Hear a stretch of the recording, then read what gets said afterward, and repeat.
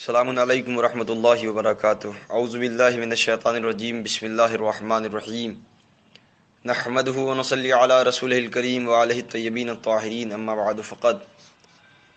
عزیزان محترم، معزز صاحبان حیدر کرار، میں سید قاسم حیدر اعظمی آپ کے درمیان ایک ایسی شخصیت کا تعارف کرانے جا رہا ہوں جسے سارا زمانہ، ساری دنیا علی جناب مولانا حافظ سید علی مہدی زیدی سرسوی کے نام سے جانتی ہے اور پہچانتی ہے۔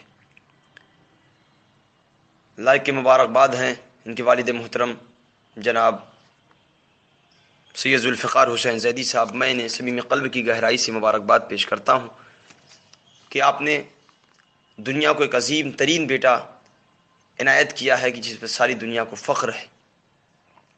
واقعاً اور حقیقت کی بات ہے کہ جتنی کم وقت میں حافظ علی مہدی صاحب نے ترقی حاصل کی ہے، دیکھیے حفظ کرنا الگ بات ہے، حافظ ہونا الگ بات ہے، مگر حافظ کے ساتھ ساتھ معرفت اہل بیت رکھنا یہ بہت کمال کی بات ہے۔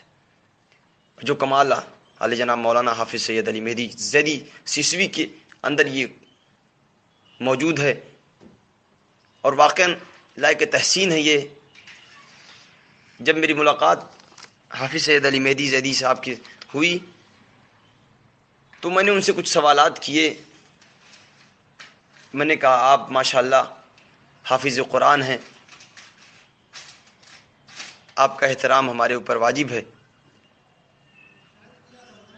میں آپ سے کچھ سوالات کرنا چاہتا ہوں۔ انہوں نے کہا بالکل آپ پوچھ سکتے ہیں جو سوال قرآن مجید کے متعلق ہو۔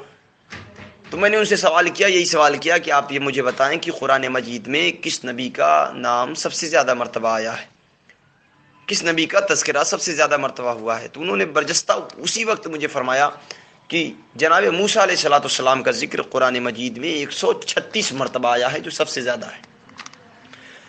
تو میں نے کہا جب سب سے زیادہ مرتبہ نام نبی کا ہے تو سب سے کم مرتبہ بھی کسی نبی کا نام ہوگا۔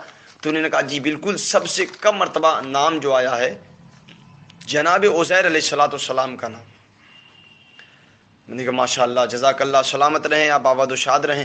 میں نے اور سوالات کیے۔ میں نے کہا یہ بتائیں آپ کہ قرآن مجید میں کتنی بار، کتنی مرتبہ، کتنی دفعہ جنت کا ذکر ہے، کتنی دفعہ جہنم کا ذکر ہے، کتنی مرتبہ حیات کا ذکر ہے، کتنی مرتبہ موت کا ذکر ہے، کتنی مرتبہ دنیا کا ذکر ہے، کتنی مرتبہ آخرت کا ذکر ہے، کتنی مرتبہ دین کا ذکر ہے، کس جگہ خمس کا ذکر ہے، زکوٰۃ کا ذکر ہے، والدین کے احترام میں کون سی آیت آئی، اولاد کے لیے کون سی آیت آئی، رشتہ داروں پر کون سی آیت آئی، یعنی بالکل ماشاءاللہ۔ اور باغ فدق کا بھی ذکر قرآن مجید میں انہوں نے بتایا۔